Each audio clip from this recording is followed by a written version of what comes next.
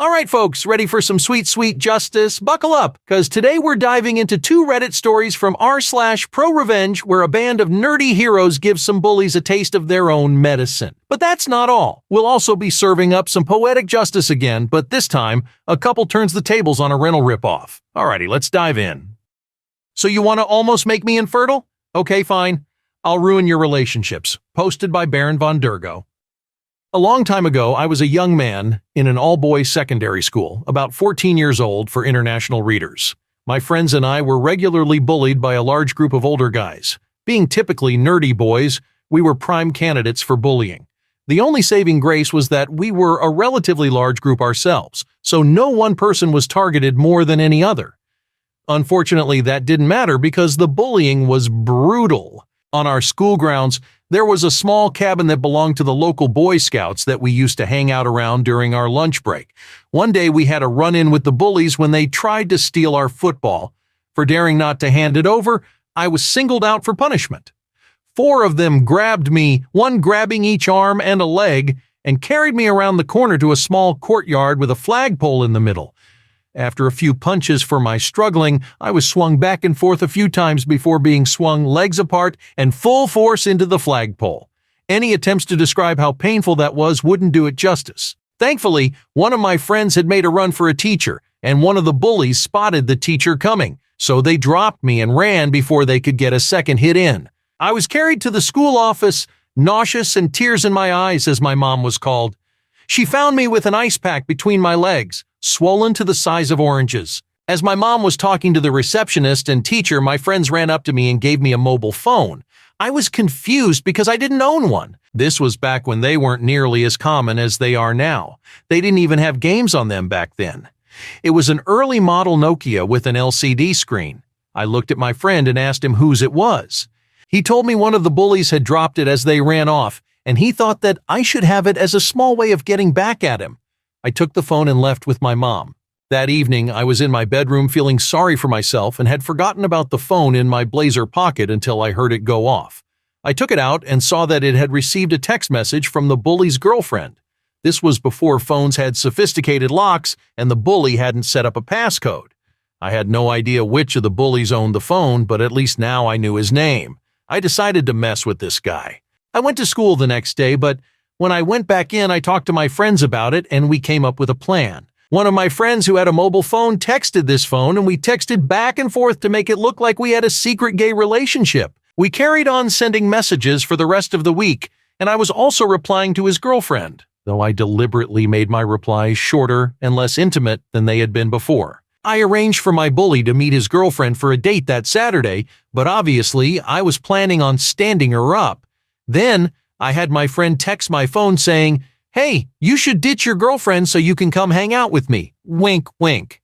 I replied to my friend saying that I would blow off the girlfriend. So I went to the town where they were supposed to meet up for a date, and I saw a girl walk up and wait for a bit. She then got out her phone and typed a text. The phone went off in my pocket. I left it alone. She waited a few more minutes and texted me again. This time I walked around the corner of a building and messaged her back asking who this was. She flipped out and shouted at me for messing with her. I told her that I'd found this phone on the floor of a bus station, and if she knew the owner, then I would come by and give it to her so I could return it to the original owner. She told me where she was, so I waited like 5 minutes before walking around the corner and looking for her. Eventually, through texting, we found each other, and I gave her the phone. She thanked me, and we went our separate ways. On Monday, I told my friends what we'd pulled off, and we just had to wait and see what happened.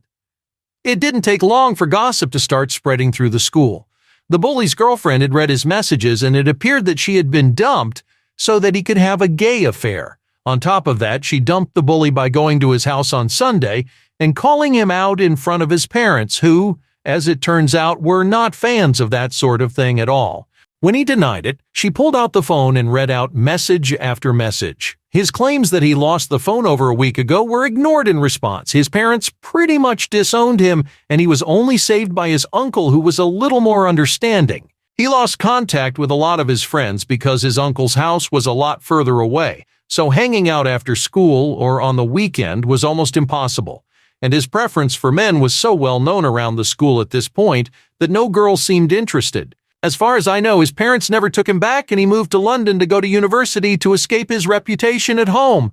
I had only expected to break him and his girlfriend up, but this was an unexpected bonus. I would say that I went too far, but having your private parts smashed off by a flagpole tends to harden you to the plight of your bully.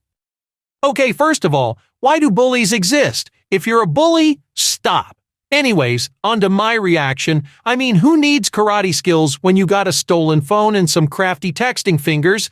This is pro-revenge at its finest. I'm just picturing this kid, sitting there with this ill-gotten phone, concocting this wickedly brilliant plan of retaliation. And let's take a moment to appreciate the cunning it took to pull this off, huh?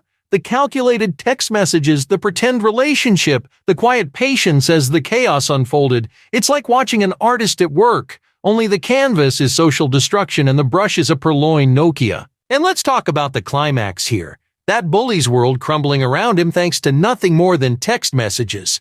It's like a cyber Greek tragedy. It's a modern-day David and Goliath, folks. Goliath. Meet my little friend. Her name is Karma, and she has a wicked sense of humor. Masterful Craigslist housing revenge on greedy landlord. Posted by Deleted. My girlfriend and I were looking for places to live in a new city where she had just been accepted for an internship that didn't pay but would hopefully open big opportunities in the future. I traveled for work, so it'd be easy for me to live anywhere. We looked and looked, but there was nothing in our price range, so we increased it a few $100s and finally found a house. It was a bit pricey for what it was, but we weren't finding any other places. The lease term was written as 1 or 2 years. We went ahead and submitted an application, which we were pretty confident about since we had good credit and my job paid well. We specified that we wanted the 1-year lease because my girlfriend's internship was only for 1 year. A few days went by and we heard back from the agent. Our application was accepted, but the owner wanted $150 more rent than was advertised per month since we only wanted to sign for 1 year. I mentioned that this seemed unfair because she had taken our $100 application fee before telling us about the price increase, but I kept it pretty civil because I didn't want to burn a bridge for the only viable option we had. She condescendingly assured me that this was perfectly legal and that the owner was entitled to it since he might have to go through the rental process again in 1 year.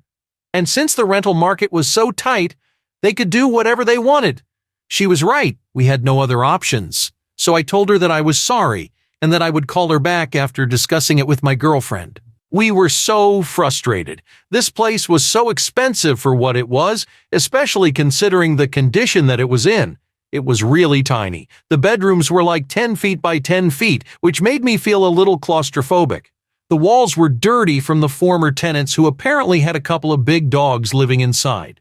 There was literally dirt and grease smeared around the walls on the entire interior at about the height of a large dog.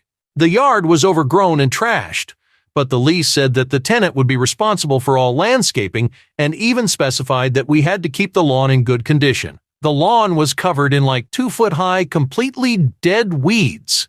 We had convinced ourselves that we could deal with these problems, scrub the walls and put on new paint, get a lawnmower off Craigslist, and pony up the water bill for resurrecting the lawn. Be minimalistic with our possessions. Hopefully, the new paint would take care of the lingering dog smell. We each paid $50 for the application fee, but now we felt like we had been the victim of a bait and switch. But we had no other good options, and our deadline was coming up fast. My girlfriend was crying, and we both felt like homeless misfits who were terrible at life. I couldn't sleep in our hotel that night, but when I pulled up my bookmarked Craigslist housing searches, I saw something new. It was a place that looked nice and was about $500 cheaper. It was actually inside our original price range. I cautioned myself that it was probably a scam, but I sent an email anyway. In the morning, I got a phone call from a nice old man. I set up an appointment and it was great, spacious, clean, and much cheaper. The landlord liked us, so we signed the lease the same day. We felt so lucky and happy. We were still angry about the other house. The agent had taken our $100 and then raised the price on us, probably because she knew how tight the rental market was in our area and that we might not have other options.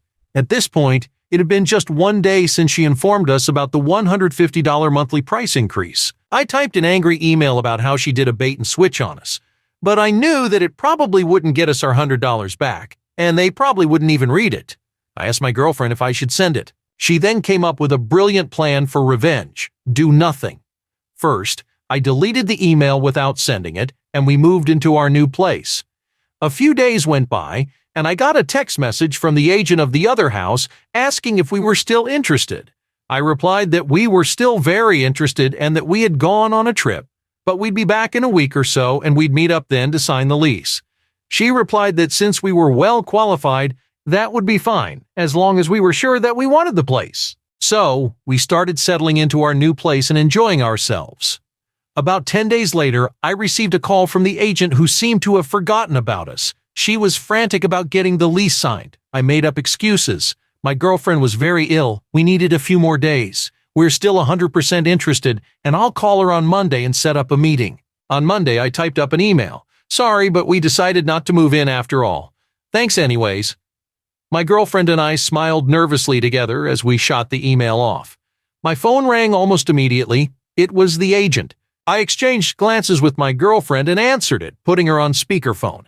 She was very upset that she hadn't shown the apartment to anyone for 2 weeks, and her well-qualified tenants were dropping out. She pleaded with me to reconsider.